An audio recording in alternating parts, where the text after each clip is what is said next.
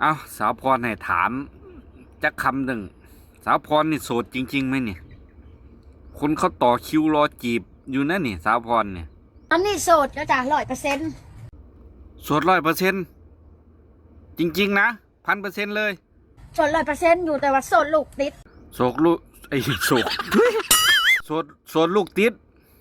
ไม่เป็นไรเดี๋ยวคอยสิรับเลี้ยงลูกเจ้าเองคันผู้ใดหับได้แซดเข้ามาหาได้เด้อ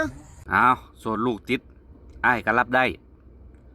แต่ดูสาวพรดูสาวๆมองเหมื่อยใจเนาะอันเนาะทุกคนเหมื่อยใจแบบเหมื่อยกายน่ะยังโอเคได้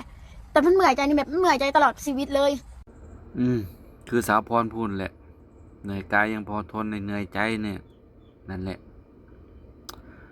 จังได้ก็เป็นกำลังใจสาวพรแหละก่อนสิจากก็อยาก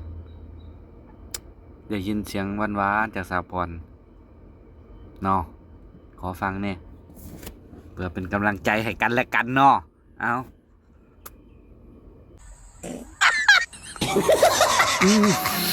ชื่นใจ